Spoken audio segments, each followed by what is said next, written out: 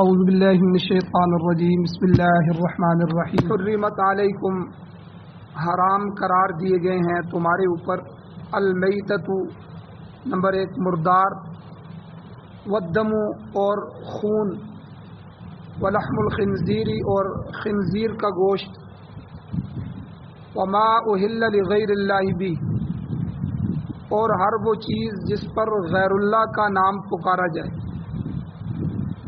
والمنخنقۃ اور وہ جانور جو گلا گھٹنے سے مر گیا ہو، والموقوذۃ اور وہ جانور جو چوٹ لگنے سے ہلاک ہو گیا ہو، والمتردیۃ اور وہ جانور جو اونچی جگہ سے گر کر ہلاک ہو گیا ہو، والنطیحۃ اور وہ جانور جس کو دوسرے جانور نے سینگ مار کر ہلاک کر دیا، وما اکل السبع اور وہ جانور جس کو درندوں نے کھا لیا ہو، الا ما ذکیتم سوائے اس صورت کے کہ جس میں تم نے ذبح کر لیا، وما ذبح علی النصب اور وہ جانور جو ذبح کیا گیا ہو کسی استھان پر، کسی آستانے پر، کسی جگہ پر، وَأَن تَسْتَقْسِمُوا اور یہ کہ تم تقسیم کرو بالازلام جوئے کے تیروں کے ساتھ، ذالکم فسق یہ نافرمانی ہے اور گناہ کی بات۔ سورۃ المائدہ جو کہ قرآن مجید کی 5ویں سورت ہے، 6واں سپارہ ہے اور اس سورت کی آیت نمبر 3 ہے اور تیسری آیت کا بھی پہلا نصف حصہ ہے۔ آپ نے اس کا ترجمہ سماعت فرمایا۔ اس آیت کے 2 درس اس سے پہلے گزر چکے ہیں، آج اس آیت کا تیسرا درس ہے۔ 2 درسوں کا خلاصہ یہ ہے کہ اللہ تعالیٰ نے اس آیت کے آدھے حصے میں تقریباً 11 چیزوں کو حرام قرار دیا ہے، اور پہلے بیان ہو چکا ہے کہ یہ حلال اور حرام کا جو قانون ہے جو اللہ نے بنایا ہے، یہ ایمان والوں کے لیے، کافروں کے لیے دنیا میں کوئی حلال حرام نہیں۔ اس لیے ہم نے دنیا کے پیچھے نہیں چلنا۔ بعض لوگ کہہ دیتے ہیں جی ہم نے دنیا کے پیچھے چلنا ہے، وہی پرانے خیالات، نعوذ باللہ نبی علیہ الصلوۃ والسلام کو اور حضور کی شریعت کو پرانا کہہ کر کے پرانے خیالات، بھئی اب عورتوں کو باہر نکالو، اب پردے کی کیا ضرورت ہے، وہی پرانی دقیانوسی، قدامت پسندی، یہ تانے اسلام کو مسلمانوں کو دیتے ہیں۔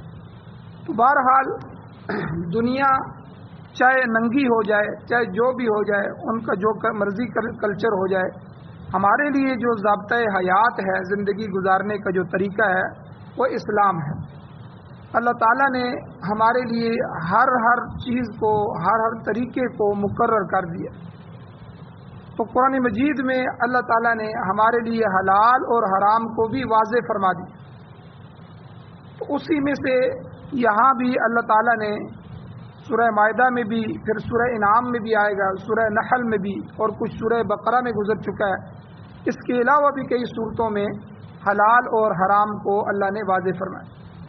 اسی طرح پچھلی سورۃ النساء کے اندر محرمات نکاح کو اللہ نے بیان فرمایا کہ بھئی عورتیں تو سب ہوتی ہیں، ماں بھی عورت ہے، بہن بھی عورت ہے، بیٹی بھی عورت ہے، اور اسی طرح پھوپھی ہے، خالہ ہے، اور ان کی بیٹیاں ہیں۔ تو ان رشتوں میں سے کون کون سے تمہارے لیے حلال ہیں اور کون کون سے حرام ہیں، ان کو اللہ تعالیٰ نے پچھلی صورت میں حلال اور حرام رشتے، کون سا محرم ہے کون سا غیر محرم ہے، اللہ تعالیٰ نے تفصیلاً بیان فرمایا۔ اور اس صورت میں اللہ تعالیٰ نے کھانے پینے کے اندر جو حلال و حرام ہیں ان کو تفصیل کے ساتھ بیان فرمایا۔ انہی میں سے حرمت مردار بھی ہو چکا ہے، اس کی تفصیل بھی بیان ہو چکی ہے۔ حرمت علیکم المیتہ اللہ نے تمہارے اوپر مردار کو حرام کیا۔ اور والدم حرمت خون جو ہے کہ خون کا حرام ہونا، اس کی تفصیل بھی گزر چکی ہے۔ اور ولحم الخنزیر خنزیر کا گوشت، اس کی بھی تفصیل گزر چکی ہے۔ اور وما اہل لغیر اللہ بہ ہر وہ چیز جس پر غیر اللہ کا نام بلند کیا جائے، کسی غیر کے لیے، اللہ کے غیر کے لیے اس چیز کو نامزد کیا جائے، اس کو اللہ کے غیر کے لیے نظر و نیاز کے طور پر پیش کیا جائے تو وہ چیز بھی شریعت میں حرام ہو جاتی۔ اس کی تفصیل کل سے چل رہی تھی۔ اس میں دو چیزیں بیان ہوئی ہیں۔ ایک چیز تو یہ کہ جو جانور ہے یا جو چیز ہے تو اس کی نیاز اللہ تعالیٰ کے لیے دینی چاہیے۔ نظر ماننی ہو، منت ماننی ہو تو اللہ کے نام کی نظر اور منت مانی جائے اور اس کو اللہ کے لیے ذبح کیا جائے۔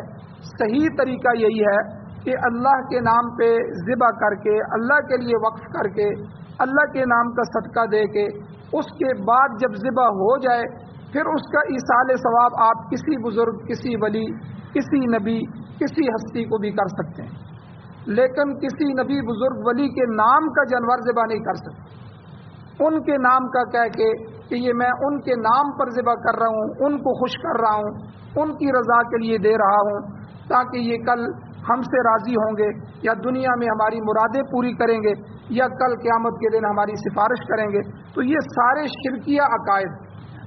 تو لہذا غیر اللہ کے نام سے منسوب کی جانے والی ہر چیز اللہ کے ہاں حرام قرار دی گئی۔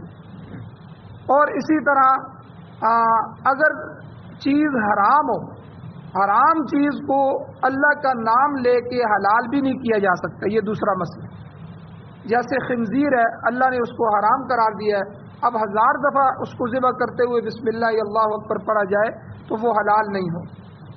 تو اس لیے جو چیز بدعقیدگی کی وجہ سے یا کسی وجہ سے حرام ہو جائے تو پھر اس پر جو ہے دعا دارو کیا جائے یا کچھ بھی کیا جائے تو وہ حلال نہیں ہو۔ اور اسی طرح یہاں تیسری چیز یہ ہے کہ جانوروں کے علاوہ جو دوسری اشیاء ہے، کھانا ہے، چاول ہے، کئی دفعہ ہم چاول پکاتے ہیں، کھانا پکاتے ہیں، روٹی شوٹی، اور اسی طرح دودھ یا مٹھائی وغیرہ، کوئی بھی اگر غیر اللہ کی نیاز ہے تو وہ بھی حرام ہے۔ ان کی حرمت بھی غیر اللہ کے نام پر نامزدگی کی وجہ سے وما اہل کے اندر داخل ہو جاتی ہے۔ ماں کا جو لفظ ہے اس نے ہر چیز کو گھیر دیا۔ وما اہل لغیر اللہ، جو بھی چیز جس پر اللہ کے غیر کا نام بلند کیا جائے تو وہ حرام۔ ہمارے اکابر میں سے حضرت مولانا عبید اللہ سندھی رحمۃ اللہ علیہ بڑے حضرات گزرے ہیں، وہ فرماتے ہیں کہ تمام انبیاء کرام جتنے بھی گزرے ہیں اور ائمہ ملت حنفیہ، اس امت کے جتنے امام گزرے ہیں وہ سب اس بات پر متفق ہیں کہ غیر اللہ کے نام پر کسی چیز کی نامزدگی سے اس چیز میں روحانی نجاست پیدا ہو جاتی ہے۔ بظاہر جو ہے جسمانی نجاست نہیں ہوتی، ہمیں ظاہراً نجاست نظر نہیں آتی، لیکن اس میں روحانی طور پر نجاست پیدا ہو جاتی ہے۔ مشرکین جو ہے وہ جانوروں کے متعلق اہل اسلام پر اعتراض کرتے تھے کہ تمہارا مذہب بھی دیکھو عجیب ہے کہ جس جانور کو خدا تعالیٰ مار دیتا ہے اسے تم مردار سمجھ کر حرام قرار دیتے ہو، اور جسے تم خود مارتے ہو، خود ذبح کر کے جو ہے وہ ہلاک کرتے ہو، ذبح کرتے ہو، وہ تمہارے لیے حلال ہے۔ تو فرمایا مشرک لوگ اس قسم کی تعویلات سے دھوکہ دینے کی کوشش کرتے ہیں۔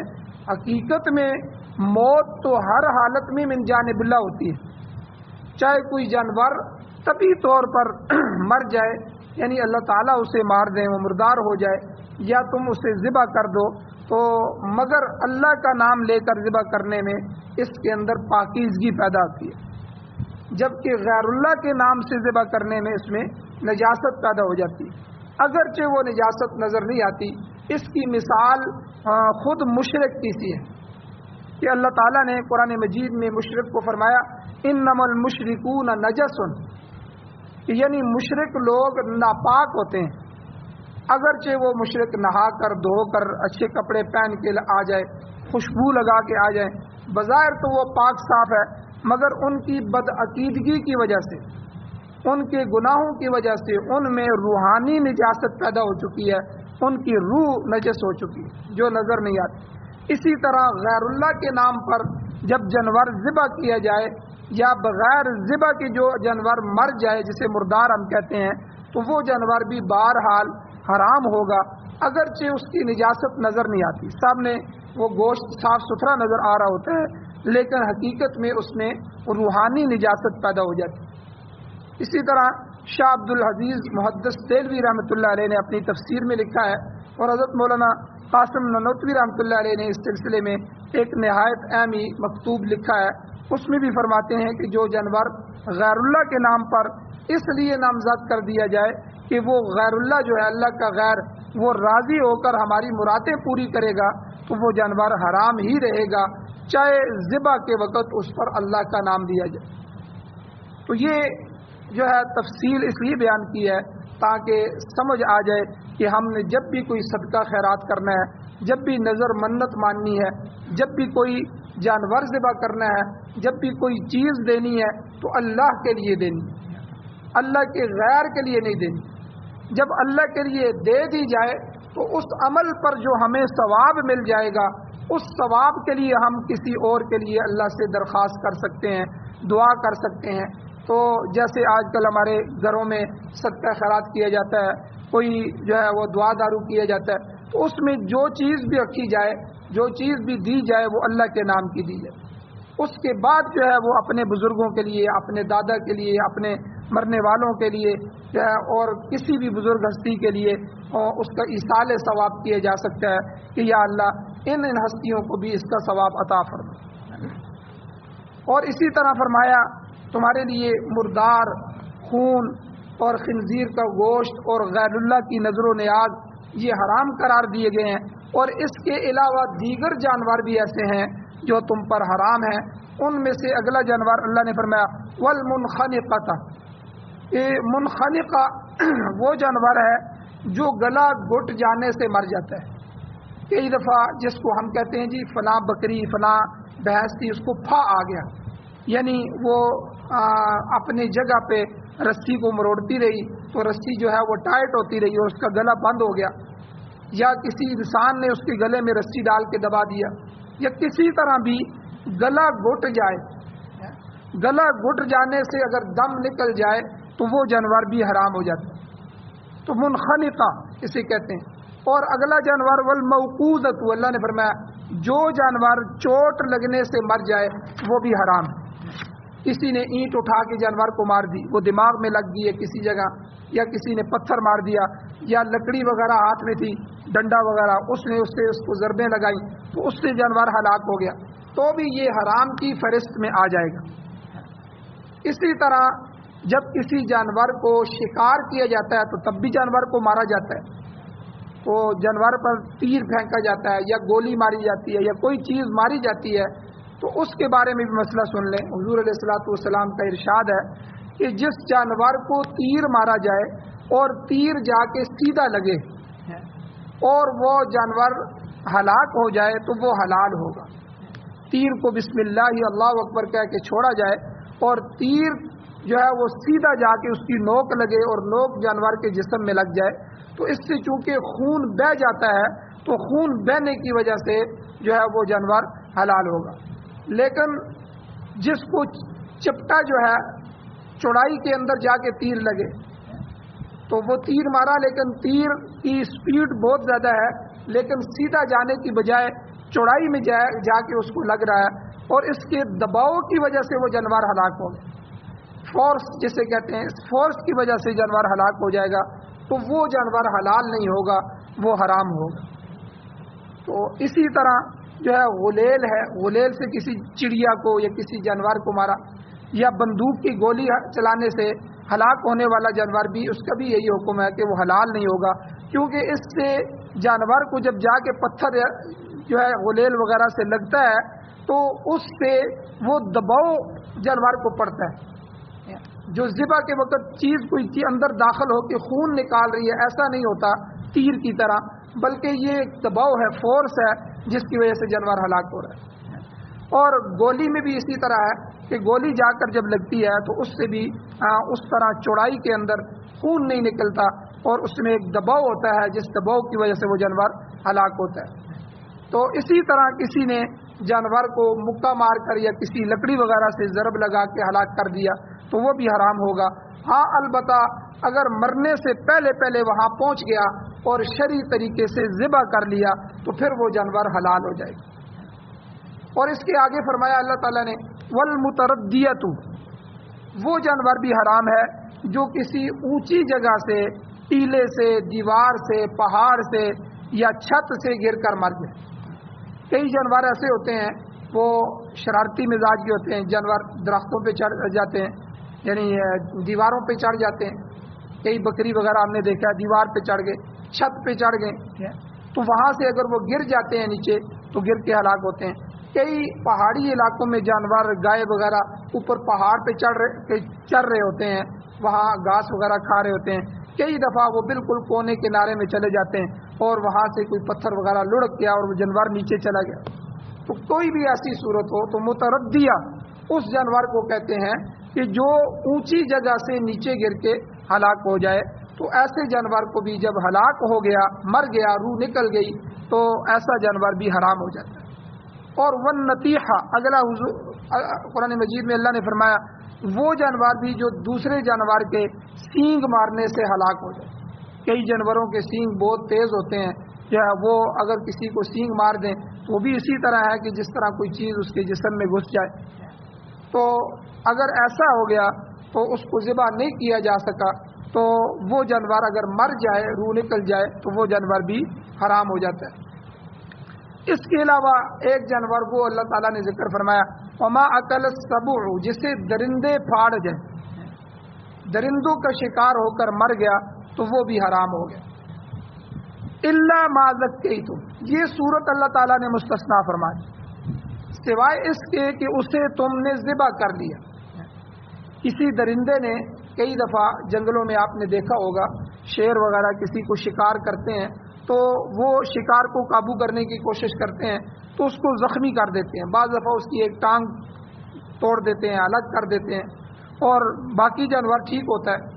تو ایسا زخمی جانور ہے، اگر آدمی اس کے پاس پہنچ گیا اور اسے ذبح کر لیا بسم اللہ اللہ اکبر کہہ کے، تو مرنے سے پہلے پہلے جب اس کو باقاعدہ ذبح کر لیا جائے تو وہ حلال ہو جائے گا، اگرچہ درندے نے اس میں سے کچھ کھا لیا۔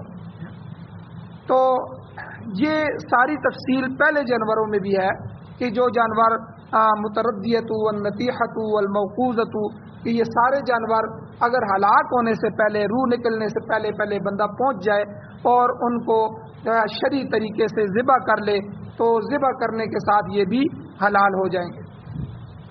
آگے ایک جانور وہ اللہ نے فرمایا وما ذبح علی النصب، وہ جانور بھی حرام ہوگا جسے کسی استھان پر ذبح کیا گیا۔ نصب کہتے ہیں بت کو بھی کہتے ہیں، اور یہ لفظ ہر اس جگہ کے لیے، جیسے ہم کہتے ہیں یہ فلاں بزرگ کا تکیہ ہے، یہ فلاں بزرگ کی بیٹھک ہے، یا کوئی خاص مکان وغیرہ ہوتا ہے تو اس پر اگر کوئی جانور جا کے جو ہے وہ ذبح کیا جاتا ہے اور اس کو غیر اللہ کی طرف منسوب کیا جاتا ہے تو وہ جانور بھی حرام ہو جائے گا۔ اگر اس خاص مقام پہ یا اس خاص استھان اور تکیے اور بیٹھک پر ذبح سے مقصود جو ہے وہ اللہ کی رضا ہو، اللہ کی خوشنودی ہو، تو پھر وہ جانور حلال ہوگا۔ ہاں اگر اس کو پھر وہاں کے جو فقراء ہیں ان میں تقسیم کر دیا جائے تو وہ گوشت ٹھیک ہو جائے گا، لیکن ذبح اللہ کے نام پہ کیا جائے۔ ہاں اگر اس کی رضا منسوب الیہ اس جانور کی طرف جس کے نام کی وہ بیٹھک بنی ہوئی ہے، سائیں سیلی سرکار کی بیٹھک ہے، فلاں سرکار کی بیٹھک ہے، جی یہ فلاں کے ہے، سخی سرکار کی بیٹھک ہے، تو یہ مختلف بیٹھکیں، تکیے بنے ہوتے ہیں، یہ تکیہ ہے جی، اور اسی طرح یہ استھان ہے جی فلاں کی، تو یہ ایسی جگہوں پہ اگر اس بزرگ کے نام کی اس جانور کو ذبح کیا گیا ہے تو وہ جانور حرام ہو جائے۔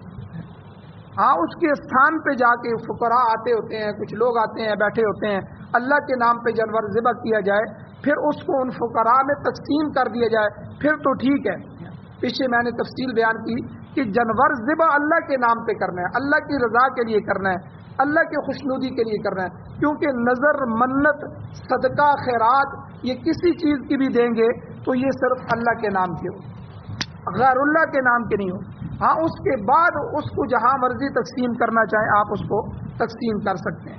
تو بہرحال ایک شخص آیا حضور علیہ الصلوۃ والسلام کے پاس، اس نے آ کے پوچھا کہ میں فلاں مقام پر اللہ کے نام پر ایک جانور ذبح کرنا چاہتا ہوں، کیا مجھے اجازت ہے؟ فرمایا جی وہاں حضور نے کہ وہاں کوئی بت تو نہیں ہے جہاں تم ذبح کرنا چاہتے ہو، وہاں کوئی استھان تکیہ وغیرہ تو نہیں ہے؟ اس نے عرض کیا حضور ایسی کوئی چیز نہیں ہے۔ اس پر آپ صلی اللہ علیہ وسلم نے اجازت دے دی کہ بھئی جاؤ وہاں ذبح کر سکتے ہو۔ اور اسی طرح یاد رہے کہ حج اور عمرے کے موقع پر جو ہدی یعنی قربانی کے جانور لے جائے جاتے ہیں ان کی نسبت بھی بیت اللہ کی طرف ہوتی ہے، یعنی اللہ کے گھر کی طرف ہوتی ہے، اور یہ اس لیے جائز ہے کہ وہاں تقرب الی اللہ مقصود ہوتا ہے، نہ کہ غیر اللہ کی خوشنودی مقصود ہوتی ہے۔ تو جو جانور کسی درخت یا قبر پر یا کسی تکیے بیٹھک پر یا دیگر غیر اللہ کی طرف منسوب جگہ پر ذبح کیا جائے گا اس حکم کی روح سے وہ قطعاً حرام ہوگا۔ آگے آخری چیز اللہ تعالیٰ نے اس آیت کریمہ میں فرمائی کہ کون سی چیز حرام ہے، کہ ان تستقسموا بالازلام، کہ تم جوئے کے تیروں کے ذریعے چیزوں کو تقسیم کرو۔ اس تقسیم سے مراد فال نکالنا بھی ہے یا قسمت کا حال معلوم کرنا بھی ہے۔ زمانہ جاہلیت جو تھا، مشرکین مکہ کا جو زمانہ تھا عربوں کا، اس میں عربوں میں یہ دستور تھا، یہ طریقہ تھا کہ جب کسی اہم کام کی طرف سفر کرنا ہوتا ہے، میں لاہور جا رہا ہوں، کراچی جا رہا ہوں، اس طرح وہ کسی اہم کام کے لیے سفر کرتے یا شادی وغیرہ کا ارادہ کرتے، تو شگون لینے کے لیے کہ کیا میرے لیے یہ جائز ہے کہ نہیں جائز ہے، مجھے سفر کرنا چاہیے کہ نہیں کرنا چاہیے، تو اس کے لیے عبادت خانے کے جو محنت ہوتے تھے، عبادت خانے کے اندر جو لوگ مقرر ہوتے تھے ان کے پاس چلے جاتے۔ ان کے پاس ایک تھیلا ہوتا تھا، اس تھیلے میں 3 تیر پڑے ہوتے تھے، 3 تیر۔ ایک تیر پر لکھا ہوتا تھا امرنی ربی، میرے رب نے حکم دے دیا کرو۔ دوسرے میں لکھا ہوتا تھا نہانی ربی، میرے رب نے اس سے مجھے منع فرما دیا۔ اور تیسرا تیر خالی ہوتا تھا۔ اب وہ وہاں جا کر اس ملنگ کو، اس مجاور کو جو وہاں ہوتا تھا اس کو نذرانہ دیتے، وہ نذرانہ وصول کرتا، پھر اپنا تھیلا نکالتا وہ مجاور، اس میں سے کوئی بھی ایک تیر نکال دیتا۔ اب اگر وہ تیر نکالتا اس میں لکھا ہوتا امرنی ربی، میرے رب نے حکم دیا ہے، تو اسے وہ نیک شگون خیال کر کے وہ مطلوبہ کام کر لیتا کہ بھائی اب میرے لیے اس میں اچھائی ہے۔ اور اگر لکھا ہوتا نہانی ربی، تو یہ والا تیر نکل آتا تو اس ارادے سے وہ باز آ جاتا، وہ کام نہیں کرتا کہ بھائی یہ میرے لیے اچھا نہیں۔ اور اگر خالی تیر نکلتا تو تب بھی کام کو مؤخر کر دیتے اور کسی دیگر موقع پر پھر قسمت آزمائی کے لیے چھوڑ دیتے کہ دوبارہ قسمت آزمائیں۔ تو یاد رکھیں یہ چیز بھی اللہ تعالیٰ پر جھوٹ باندھنے کے مترادف ہے۔ اب تیر کیا بتا سکتے ہیں کہ یہ کام اچھا ہے کہ نہیں اچھا؟ جیسے ہندوؤں کے اندر آپ نے سنا ہوگا، دیکھا ہوگا کہ وہ پہلے جو ہے وہ پنڈت کے پاس جاتے ہیں، جی میری کنڈلی نکال، کون سا شب مہورت ہے، کون سا اچھا دن ہے، کون سا اچھا وقت ہے جس میں شادی کروں، نکاح کروں، منگنی کروں، اور اسی طرح فلاں کام کرنا ہے، تو پہلے پنڈت کے پاس جاتے ہیں کہ میرا جو ہے وہ اچھا مہورت نکال کے دو۔ تو یہ سب جو ہے یہ غلط باتیں ہیں۔ تو یہ اللہ تعالیٰ کے اللہ نے تقدیر کو لکھ دیا ہے اور ہمیں حکم دیا ہے کہ آپ جو ہے حلال کام کو کرو، جائز کام کو کرو، ناجائز اور حرام امور سے بچو۔ اب کرنا نہ کرنا، یہ تیروں کے ذریعے کرنا، اس سے فال نکالنا، شگون لینا، یہ چیز اللہ پر جھوٹ باندھنے کے مترادف ہے۔ اللہ نے انہیں ایسا کرنے یا نہ کرنے کا بالکل حکم نہیں دیا تھا، بلکہ یہ ان کی اپنی ایجاد تھی، اپنی اختراع تھی کہ وہ تیر نکال لیتے تھے اور تیروں سے فال لیتے تھے۔ اللہ تعالیٰ نے اس طرح کی تقسیم کو حرام قرار دے دیا۔ اسی طرح تیروں کے ذریعے تقسیم کا ایک اور طریقہ بھی عربوں میں رائج تھا، جسے خالص قمار بازی کہہ لیں، جوئے سے تعبیر کیا جا سکتا ہے۔ یہ عجیب و غریب طریقہ یہ تھا کہ کوئی 10 آدمی مل کر ایک اونٹ خریدتے اور اس اونٹ کو ذبح کر کے اس کا گوشت 10 حصوں میں برابر تقسیم کر دیتے۔ پھر وہ 10 تیر جن میں سے 7 تیر پر نمبر لگے ہوتے تھے اور 3 تیر خالی ہوتے تھے، وہ 3 اٹھاتے 10 تیر، ایک ایک حصہ دار ایک ایک تیر اٹھا لیتا. اب جس حصہ دار کے ہاتھ میں جتنے نمبر کا تیر آتا تھا وہ اونٹ کے گوشت کے اتنے حصے لے لیتا تھا. مثال کے طور پر اگر کسی آدمی کے ہاتھ میں جو تیر ہے اس میں 7 نمبر کا تیر نکل آیا تو وہ 7 حصے لے جاتا تھا. اسی طرح باقی 3 حصے وہ شخص لے جاتا جس کا 3 نمبر والا تیر نکلا. تو اس طرح سارا گوشت جو ہے وہ 2 حصے داروں میں چلا جاتا, چند حصے داروں میں تقسیم ہو جاتا, اور باقی جو برابر کے حصے دار تھے وہ محروم رہ جاتے. تو یہ غیر منصفانہ تقسیم بھی اللہ تعالیٰ نے حرام قرار دی ہے کہ بھائی پیسے سب نے لگائے ہیں, سب نے خریدا ہے, حصہ بھی سب کا ہے اور برابر برابر بھی کر دیا ہے, اب تیروں کے ذریعے کیوں تقسیم کر رہے ہو؟ برابر برابر حصے کو لے لو. اور اسی طرح عربوں کے اندر یہ بھی رواج تھا کہ اونٹ ذبح کرتے تو اس کے گوشت میں سے کچھ حصہ جو ہے وہ غربا کو دے دیتے, غریبوں کو, اور اس طرح گوشت کا وافر حصہ وصول کرنے والا حصہ دار سارا گوشت خود نہیں کھا جاتا تھا بلکہ اس میں سے اپنی برادری اور غربا کو بھی شریک کر لیتا تھا. اس طرح وہ اس قسم کی قمار بازی کو, جوئے کو احسن تصور کرتے تھے, اور جو شخص اس طرح کا جوا نہیں کھیلتا تھا اسے برا اور کنجوس خیال کرتے تھے. یعنی یہ بھی عجیب عادت ہے کہ معاشرے میں بعض برائی رائج ہو جاتی ہے اور جو بندہ اس برائی کو نہیں کرتا لوگ اس کو تانا دیتے ہیں. آپ دیکھیں جب کوئی بندہ فوت ہو جاتا ہے اس کا تیجا کرنا, اس کا کل کرنا, اس کا جمرات کرنا, اس کا 40واں کرنا, یہ شریعت میں کہاں ہے؟ اب ایک کل کرنے پر بھی 20-30 ہزار روپے 40 ہزار روپے لگے. اب وہ غریب آدمی ہے, اس کا کھانا پورا نہیں ہو رہا, لیکن لوگ اور برادری اور خاندان اسے مجبور کرے گا کہ یہ تمہیں کرنا پڑے گا. اگر نہیں کرے گا تو دیکھو جی اس نے تو باپ کو پوچھا ہی نہیں تھا, اتنا مال اس نے چھوڑ دیا, اس نے جو ہے مر گیا مردود, نہ فاتحہ نہ درود. حالانکہ یاد رکھیں یہ ساری بدعات ہیں, یہ بعد کی ایجاد کردہ ہیں. حضور علیہ السلام نے سینکڑوں صحابہ کے جنازے پڑھائے. حضور علیہ السلام کی 2 بیٹیاں اپنی زندگی میں فوت ہوئیں, حضور نے ان کے جنازے پڑھائے. اہل بیت کے جنازے پڑھائے, کسی میں حضور نے نہ کل کیا, نہ تیجا کیا, نہ 40واں کیا, نہ جمرات کی, نہ سال کیا. تو یہ تو بدعات ہم نے خود شروع کی ہیں. تو اس لیے اسی طرح شادی کی رسمیں ہیں بہت سی, مہندی ہے, اور مہندی کو ابھی حاجی صاحب ہیں وہ بھی نہیں چھوڑ سکتے. بھائی یہ ہندوؤں کی رسمیں ہیں, پتہ بھی ہے کہ یہ ہندوؤں کی ہیں, اسلام میں اس کا کوئی تصور نہیں ہے. اور کتنی چیزیں ایسی ہیں جو ہمارے معاشرے میں بالکل اسلام کے مخالف ہیں, لیکن ہم جو ہے اس آدمی کو تانا دیتے ہیں اگر وہ نہ کرے. تو اسی طرح جو جوا نہیں کھیلتا تھا عربوں میں, اس طرح نہیں کرتا تھا, اس کو کنجوس کہتے تھے, معاشرے میں برا خیال کرتے تھے. اس لیے وہ مجبور ہو جاتا تھا, بھائی کیا کریں جی, برادری کے ساتھ بھی چلنا ہے جی, کیا کریں جی, معاشرے کے ساتھ بھی چلنا ہے, استاد جی آپ تو منع کر دیتے ہیں. تو بات یہ ہے کہ یاد رکھیں یہ صورتیں قطعاً حرام ہیں جو ہے شریعت نے یہاں ذکر کی ہیں. اور اس قسم کی وبا جو ہے وہ ہمارے زمانے میں بھی پائی جاتی ہیں جیسا کہ میں نے ابھی ذکر کی ہے. اور ایک مثال میں نے کل بھی ذکر کی تھی کہ ہمارے علاقوں میں پاکستان میں ایک سلطانہ ڈاکو مشہور تھا بڑا, کہ وہ جی امیروں پر ڈاکے ڈالتا ہے, اچانک پہنچ جاتا ہے, ان کے کروڑوں روپے لوٹ لیتا ہے, پھر جو حاصل شدہ مال ہوتا ہے اس سے غریب کی بچیوں کی شادی میں مدد کرتا ہے. یاد رکھیں یہ بھی غلط ہے, ڈاکہ ڈالنا یا کسی کا مال بھی ناجائز طریقے سے حاصل کرنا یہ ویسے بھی شریعت میں حرام ہے. پھر اس حرام مال سے غربا کی مدد کرنا یہ تو اور بھی گناہ ہے.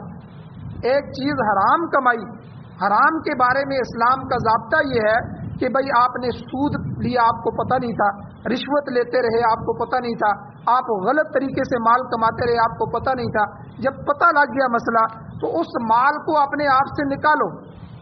اس کا طریقہ یہ ہے کہ بغیر ثواب کی نیت کے اس کو صدقہ کرو, یعنی اللہ کے راستے میں دے دو, لیکن ثواب کی نیت نہیں کرنا, کیونکہ حرام مال پر ثواب کی نیت نہیں کی جا سکتی. حرام مال سے عمرہ نہیں کیا جا سکتا, حرام مال سے زکوٰۃ بھی نہیں ہے, حرام مال سے حج کے لیے بھی نہیں جایا جا سکتا, کیونکہ یہ سارے اعمال تو اللہ کو راضی کرنے والے ہیں. اور حرام مال سے اللہ کو راضی کرنا یہ اسی طرح ہے کہ جیسے کسی کو نجاست اٹھا کے ہدیہ کر دیا, تو اللہ کو گندا مال جس مال کو اللہ نے حرام کرا دیا اور اللہ اس سے ناراض ہوتے ہیں اسی کو ہم اللہ کی رضا کے لیے استعمال کریں تو یہ تو گویا کہ اللہ کی توہین ہے، اس لیے اللہ اس سے سخت ناراض ہوتے ہیں۔ اور بعض علماء نے فرمایا کہ اس سے اندیشہ کفر بھی ہے۔ تو اس لیے ایسے کوئی کام کرنا جس سے ہمارا کمائی کا جو ہے مال وہ حرام ہو رہا ہو تو وہ کسی صورت میں بھی جائز نہیں ہے۔ پھر اس ناجائز مال سے آگے جائز کام کرنا، نیکی کا کام کرنا اور اس پر اللہ سے جو ہے وہ رضا کی امید رکھنا اور نیکی اور ثواب کی امید رکھنا، یہ اس سے بھی بڑا گناہ ہے۔ تو اسی طرح عرب جو تھے وہ بھی قمار بازی جو تھی، جوا، اس کو بھی جائز سمجھتے تھے، بلکہ مستحسن خیال کرتے تھے اور اس میں حصہ نہ لینے والے شخص کو ناپسندیدہ قرار دیتے تھے، مگر اللہ تعالیٰ نے فرما دیا کہ تمہارے لیے جوئے کے تیروں کے ذریعے جو تقسیم ہے یہ تقسیم وَأَن تَسْتَقْسِمُوا بِالْأَزْلَامِ، ان جوئے کی جو ہے ذریعے، ان تیروں کے ذریعے جو ہے وہ تقسیم جو ہے یہ حرام ہے۔ اور فقہاء اکرام نے اسی بات سے یہاں یہ بھی دلیل پکڑی ہے کہ دست شناسی، جا کے کسی کو ہاتھ دکھانا کہ میری قسمت دیکھو، میری شادی ہے کہ نہیں ہے، کتنی شادیاں ہیں، میں کاروبار کر سکتا ہوں کہ نہیں، قسمت کا حال معلوم کرنا۔ اور بعض اتنے بدبخت ہیں کسی آدمی کو دکھانے کے بجائے طوطا ان کے لیے فال نکال، طوطا جو ہے وہ کوئی نہ کوئی خط نکال رہا ہے، کوئی جانور تمہاری قسمت کیا بتا سکتا ہے، تو یہ بھی اسلام میں حرام ہے اور ناجائز۔ تو یہ بھی جوئے کے تیروں سے تقسیم کے مترادف برابر برابر۔ اور آج کل کے زمانے میں جو لاٹریاں نکالی جاتی ہے، جی فلاں کی لاٹری نکل آئی، تو یہ بھی جو ہے فلاں نے بولی کی کمیٹی لگائی، بولی کی کمیٹی ہے، یہ ساری جوئے کی قسمیں۔ تو سب لوگ برابر اس میں حصہ دار نہیں ہوتے، مگر جس کی لاٹری نکل آتی ہے وہی سب کچھ لے کے چلا جاتا ہے۔ خریدا سب نے لاٹری ہوتی ہے لیکن ایک آدمی نکل جاتا ہے، دو آدمی نکل جاتے ہیں، باقی محروم رہ جاتے ہیں۔ تو اللہ تعالیٰ نے فرمایا یہ سب صورتیں ذالکم فسق، یہ معصیت ہیں، گناہ ہیں، یہ نافرمانی کی باتیں ہیں، اللہ کے حکم عدولی ہے۔ تو اللہ تعالیٰ نے محرمات کا یہ قانون بتلا دیا کہ یہ تمہارے لیے حرام ہے۔ اب اگلی آیات میں بعض دوسری چیزوں کا تذکرہ بھی آئے گا جو جائز ناجائز کے زمرے میں آئیں گی۔ اللہ تعالیٰ سے دعا ہے اللہ ہمیں عمل کی توفیق عطا فرمائے۔ آمین۔ الحمدللہ رب العالمین والعاقبۃ للمتقین والصلاۃ والسلام علی رسولہ النبی الأمی الکریم۔ یا اللہ ہماری کمیوں کوتاہیوں کو معاف فرمائیے، درگزر فرمائیے، صغیرہ کبیرہ گناہوں کو معاف فرمائیے۔ یا اللہ قرآن و سنت کو پڑھنے پڑھانے، سننے سنانے، اس پر عمل کرنے، اسے پوری دنیا میں اشاعت کرنے اور اس کو غالب کرنے کی توفیق عطا فرمائے۔ یا اللہ امارت اسلامیہ شریعہ خلافت راشدہ نصیب فرمائے۔ یا اللہ یہ جو حلال حرام کے احکامات آپ نے بیان فرمائے، یا اللہ ان پر عمل کرنے کی توفیق عطا فرمائے، حلال کمانے کی، حلال کھانے کی توفیق عطا فرمائے، حرام سے بچنے کی توفیق عطا فرمائے۔ یا اللہ بیماروں کو شفا عطا فرمائے، پریشان حالوں کی مدد فرمائی، جو حضرات ایمان کی حالت سے اس دنیا سے جا چکے ہیں ان کی بخشش فرمائی۔ صلی اللہ تعالی علی خیر خلقہ محمد وآلہ وأہل بیتہ وازواجہ وذریتہ اجمعین برحمتک یا ارحم الراحمین۔